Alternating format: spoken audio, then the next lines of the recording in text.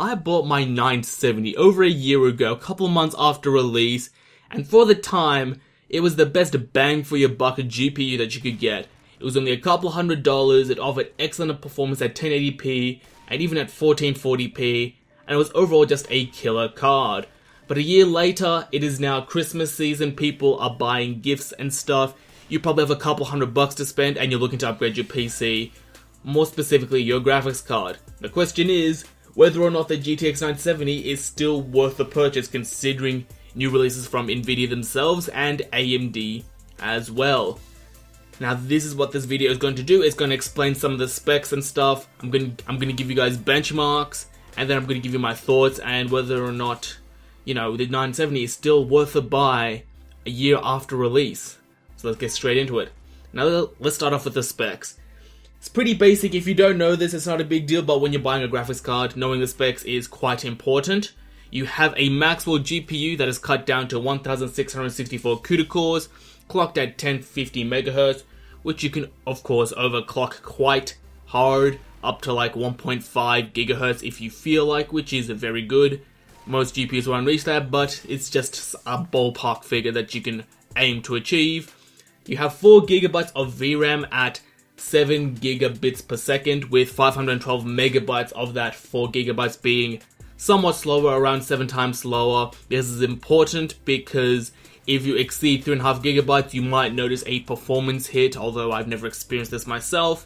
And your GPU, the 970, it supports your various Nvidia technologies like Shadowplay and Game Stream and, you know, things like that if that interests you. Now, before we get into the benchmark section, I just want to talk about the benchmarks themselves. I've conducted them at 1080p and 1440p because I feel that's where this card is best used, so you guys can get an understanding of what kind of performance you can expect to get if you happen to purchase this card.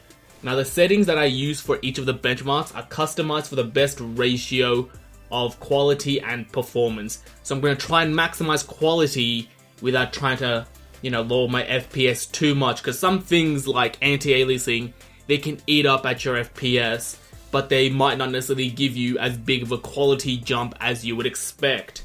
And thus my settings are usually a mix between ultra and high settings. I did a bunch of testing to determine the impact of all the settings in the games and impact that on FPS and graphical fidelity, and thus I have my own mix of settings. You guys will obviously have different mix of settings, but this is just a general idea. Now the graphs, they will include minimum, maximum and average FPS numbers, which are all fine and good, but I'll also include frame times. If you guys don't know what frame times are, they are very helpful for measuring GPU performance because it allows you to determine how smooth gameplay really is. Now this is important because while you can have a high average FPS, it's not indicative of how smooth it is. It's just an average number of the number of frames being output by the GPU. They're not being put out at the same rate more often than not, and if you have, you know, delays between certain frames, even if your FPS is high, you can notice some stuttering. And when you have specific, significant jumps in frame time, and you have quite a few of those frames, that's what's known as micro stuttering. It's a bit annoying.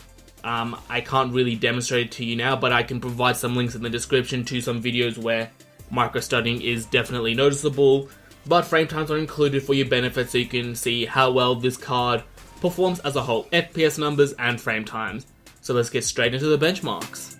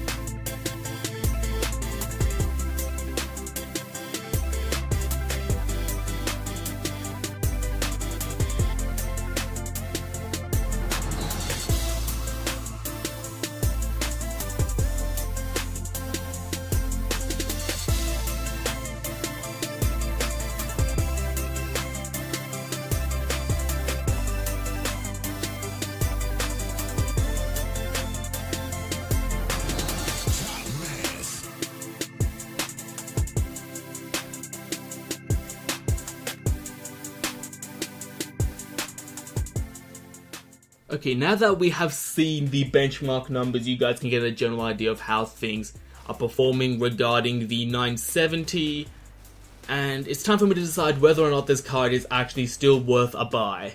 And in my opinion, yes, the 970 is still worth a buy. As you can see with the performance numbers, it excels at 1080p gaming. You always want that 1080p 60 FPS as a minimum. This achieves that at very good quality settings. In most games it can max them out, which is nice to see. And because it's holiday seasons right now, you can often find them for very cheap. Now when it comes to this price range, you only have two cards available. The R9 390 from AMD or the GTX 970. And it's various aftermarket variants from both sides. Now because it's holiday season, you can find both cards for cheaper. And in a lot of cases I have seen the 970 actually cheaper than a 390. And in those cases, you definitely want to pick up this card. It is great, value, bang for your buck. And yeah, that's really about it for the 970. If for whatever reason you find a 390 from AMD at a cheaper price or even at the same price, you should probably get that. It performs slightly better in some titles. It's not always, clearly better than 970, but in most circumstances it is a little bit better. Not too much in my experience, but hey, if you're paying the same amount of money, you might as well get what's best for your system. That gives you the best performance, and that's the 390. But, as I said again, if you find the 970 for cheaper, still a great card, good power consumption, it doesn't get very hot, you can overclock it like a beast, you have a variety of options, and if you want to go for an aftermarket option from like a third-party board partner like Gigabyte, MSI, EVGA, or any one of them, I'd recommend going with Gigabyte because they often have some of the lowest prices on the GPUs and they have some of the best quality and the best cooler designs around. It's not the best cooler design, but it's pretty damn close. Really cool, really quiet, you can't really go wrong with Gigabyte. So that's really it for the video. Hopefully you guys enjoyed it. Hopefully you guys will pick up some GTX 970s or AMD R9 390s to, beef up your gaming PCs. But yeah, that's a lot to talk about. Hopefully you guys enjoyed, and as always, thanks for watching. Peace out.